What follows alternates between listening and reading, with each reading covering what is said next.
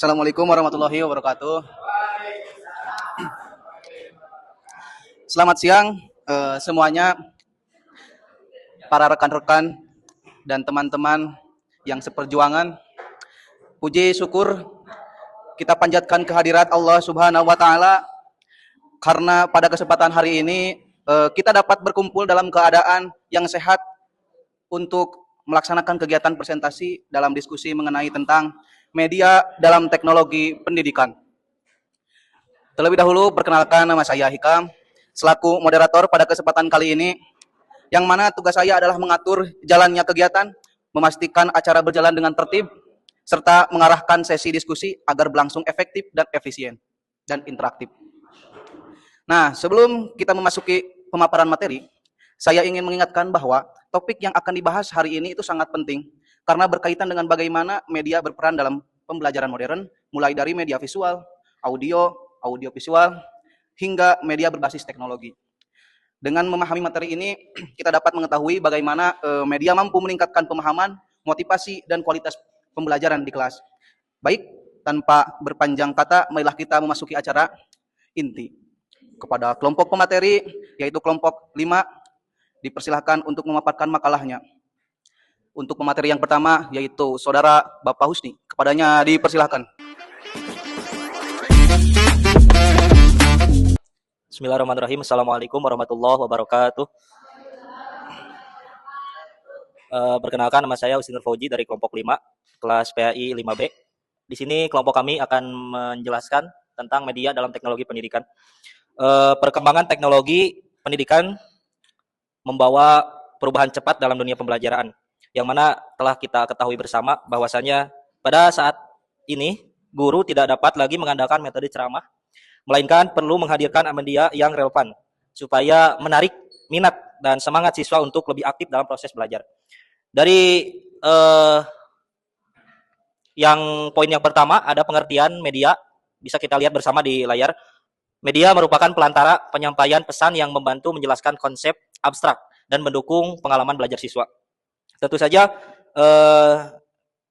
di dalam pembelajaran, media itu bisa dikatakan sebagai segala bentuk sarana prasarana yang digunakan untuk menyampaikan pesan dari seorang guru yang menyampaikan pembelajaran kepada semua siswa yang menerima pembelajaran dari seorang guru. Nah, media ini juga berfungsi sebagai perantara agar informasi yang disampaikan dapat diterima dengan jelas, menarik, dan bermakna. Dalam perkembangannya, media tidak hanya terbatas pada alat-alat sederhana seperti papan tulis yang di sini ada, meja, dan lain sebagainya, akan tetapi ini mencakup sangat luas. Seperti teknologi-teknologi canggih zaman sekarang, adanya proyektor, adanya smart TV, kalau di sini nggak ada ya. Jadi meluas, semakin berkembang dan pesatnya teknologi, maka media juga semakin ada gebrakan-gebrakan baru yang untuk tentunya menunjang keberlangsungan dalam pendidikan. Nah, di sini media menjadi jembatan bagi siswa untuk memahami konsep abstrak dan menjadi lebih konkret, seperti yang tadi disampaikan, serta memfasilitasi pengalaman belajar. Contohnya, kita ini menggunakan media. Untuk apa? Untuk memfasilitasi proses pembelajaran, sehingga dapat berjalan dengan baik. Kalau tadi yang dikatakan sama moderator itu lebih efektif dan efisien.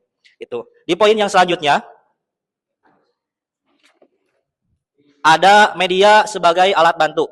Yang pertama, media itu berfungsi sebagai alat bantu menarik perhatian siswa. Tentu saja, ketika siswa diberikan visualisasi seperti yang sekarang kita lihat, pasti fokus siswa itu akan lebih meningkat dibandingkan dengan metode ceramah biasa. Yang kedua, ada memperjelas penyampaian informasi. Tentunya, ketika ada media visualisasi seperti yang sekarang ini, seorang guru itu bisa menampilkan pembelajaran yang sekiranya kalau disampaikan secara ceramah itu mungkin agak rumit. Nah, dengan adanya bantuan dari media ini sebagai alat bantu yang tadi disebutkan, itu akan mempermudah seorang siswa itu memahami materi yang disampaikan. Yang ketiga, ada mengatasi keterbatasan pengalaman siswa. Jadi semua pengalaman dapat diberikan secara langsung. Ada juga yang tidak bisa diberikan secara langsung. Nah, dengan media ini, siswa semuanya bisa melihat fenomena yang jauh. Contohnya, berbahaya atau tidaknya mungkin dihadirkan seperti video letusan gunung berapi atau struktur mikroorganisme. Jadi lebih tergambarkan pada ingatan atau pikiran-pikiran siswa. Yang keempat, meningkatkan daya ingat. Tentu kita alami sendiri bahwa dengan cara yang seperti ini, media atau pembelajaran yang disampaikan oleh seorang guru itu akan lebih melekat, yang disampaikannya itu pada seorang siswa itu akan lebih melekat lama dibandingkan dengan secara lewat ceramah saja. Yang terakhir ada mendorong keaktifan dan interaksi di ruang pembelajaran. Nah, ini seperti aplikasi-aplikasi belajar atau kuis dan sebagainya, atau juga simulasi dengan cara ditampilkan di visualisasi yang sekarang dicontohkan seperti ini. Nah, itu memaksa siswa terlibat aktif sehingga tercipta pembelajaran yang lebih bermakna. Yang tadi disampaikan seperti kata moderator tadi, itu pembelajaran yang efektif dan efisien.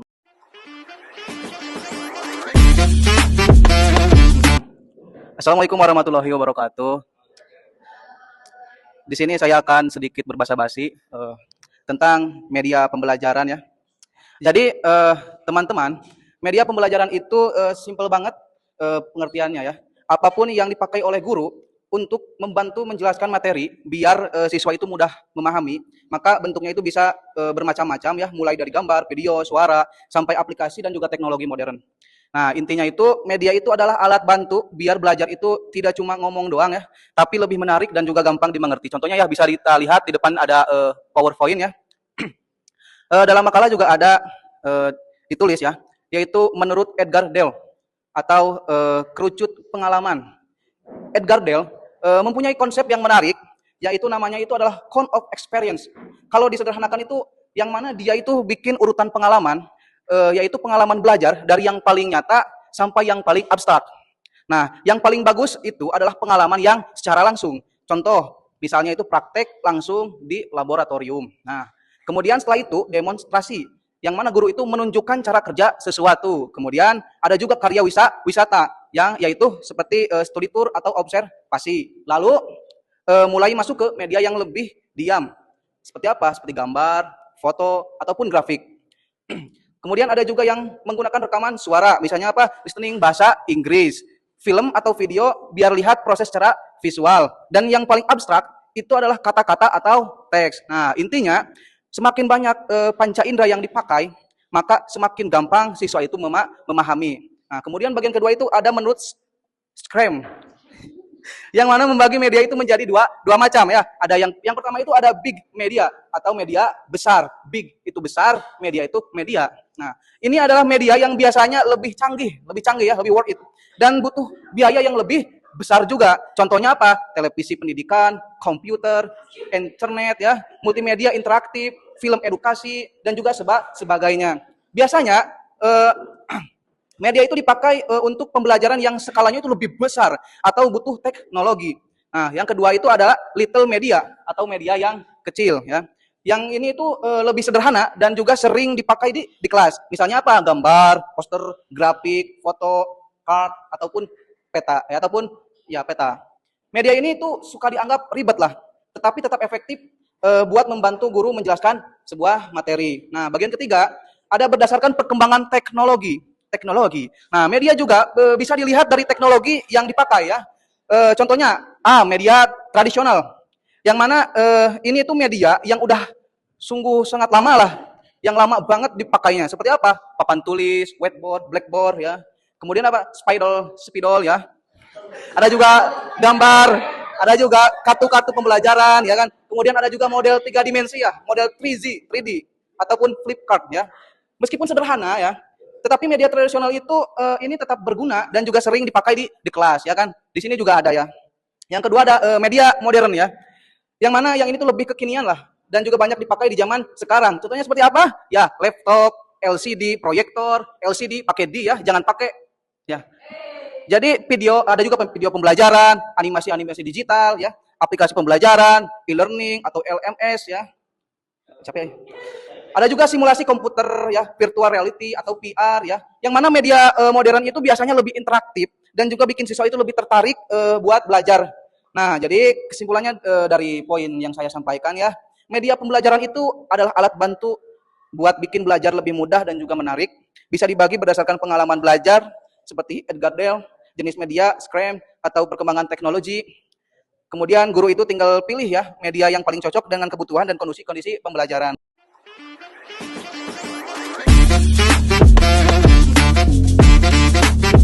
Baik, terima kasih kepada moderator yang telah memberikan saya waktu untuk melanjutkan materi.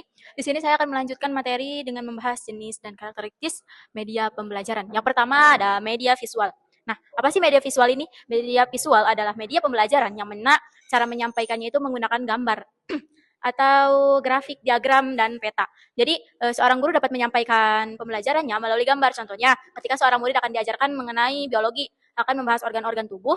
Nah, untuk mempersingkat waktu atau tidak memperibet keadaan, maka guru bisa menggunakan media visual melalui gambar-gambar kerangka manusia.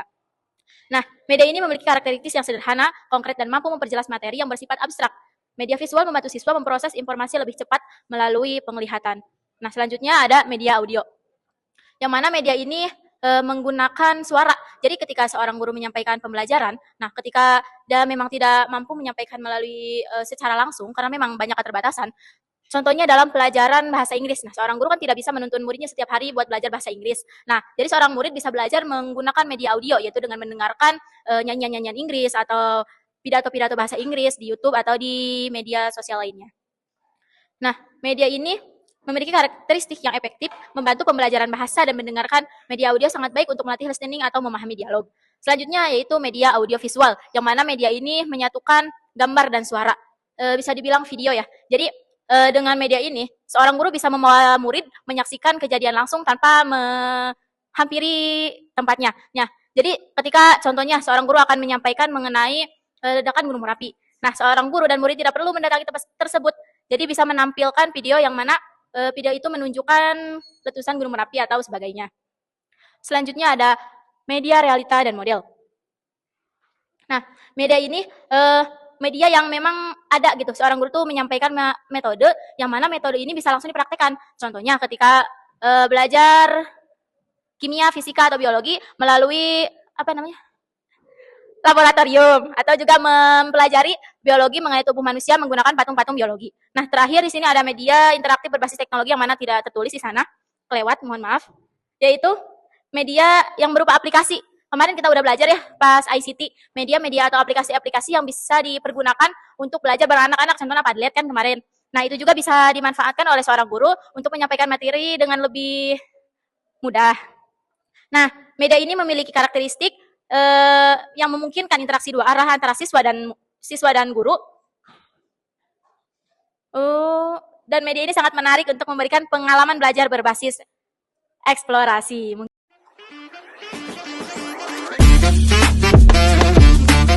Saya akan melanjutkan materi dari Saudari Lupi. Selanjutnya yaitu penerapan media pembelajaran. Yang pertama itu ada analisis kebutuhan. Guru harus memahami karakter siswa, tujuan pembelajaran, dan materi sebelum memilih media. Jadi di sini tuh guru harus menganalisis dulu media pembelajaran seperti apa yang akan disampaikan di kelas tersebut. Selanjutnya ada pemilihan media. Pemilihan dilakukan berdasarkan kesesuaian materi, fasilitas yang tersedia, serta efektivitas media tersebut dalam pencapaian tujuan. Selanjutnya ada persiapan dan perancangan. Media perlu disiapkan dengan baik agar saat pembelajaran berlangsung tidak terjadi kendala yang tidak diinginkan. Jadi guru itu harus menyiapkan persiapan media terlebih dahulu agar di tengah-tengah pembelajaran itu tidak ada kesalahan dalam pembelajaran. Selanjutnya ada pelaksanaan pembelajaran. Media digunakan saat kegiatan pembelajaran berlangsung. Guru harus mampu memandu siswa dalam memanfaatkan media tersebut. Selanjutnya ada evaluasi penggunaan media.